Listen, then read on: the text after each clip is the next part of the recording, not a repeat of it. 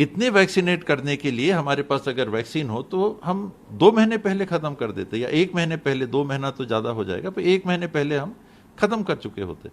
तो सर 1 तारीख से जो शुरू होने वाला है उसके लिए क्या हमारे पास अभी पर्याप्त वैक्सीन है या फिर वैक्सीन नहीं है, या फिर नहीं है, नहीं, मैंने जो बताया 1 तारीख को 1.5 लाख वैक्सीन भी अगर आएगी तो 1.5 लाख वैक्सीन में छत्तीसगढ़ के 1 करोड़ 20 से 30 लाख लोगों में से किसको लगाइएगा?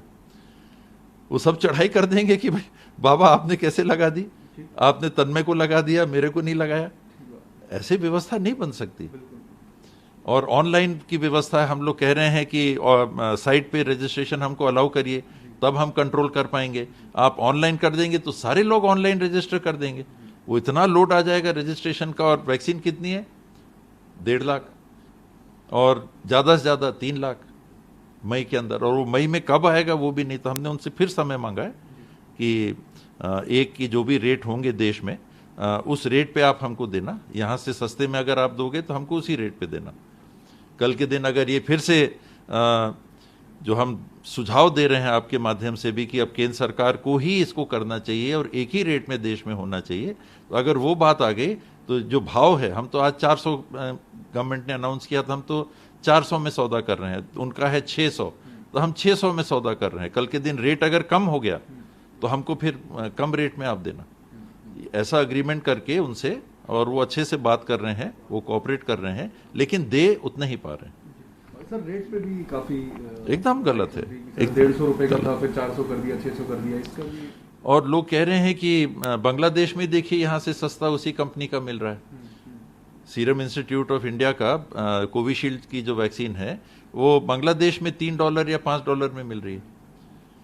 $5 मतलब 75 से अपन गुना करेंगे तो 300-350 रुपए का, वो $3 करेंगे तो 200 रुपए के आसपास है।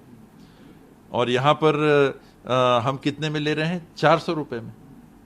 उससे तो इसमें एक चीज और सर, जिस तरीके से दूसरी रेमडेसिविर या और भी दूसरी मेडिसिन को लेके मारा मारी हुई, तो सर अब तो 1 तारीख के बाद वही मारा मारी होगी। तेरे को मतलब तुझे लगा कि नहीं, मुझे लगा कि नहीं, कैसे लगवाऊं, क्या करूं, मतलब ये तो फिर वैक्सीन के लिए फिर खिलवाड़ है ही नहीं। बिल्कुल बिल्कुल बिल्कुल, ये गुमराह करना हुआ।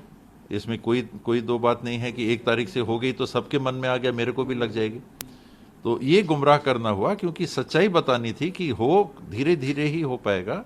7 करोड़ ही वैक्सीन 1 महीने में बनती हैं, 24 लाख ही वैक्सीन हम 1 दिन में उपलब्ध करा पाएंगे, और उतने ही लोगों को देश में हम कर पाएंगे। और छत्तीसगढ़ में अगर होगा तो प्रतिदिन हम इतना ही दे पाएंगे, 1,50,000 जो भी है, पारदर्शी तरीके से हर राज्य को उनकी आबादी के अनुपात में भाग देके कुल वैक्सीन की सप्लाई से आपको उनको उतनी वैक्सीन उपलब्ध करा देनी थी।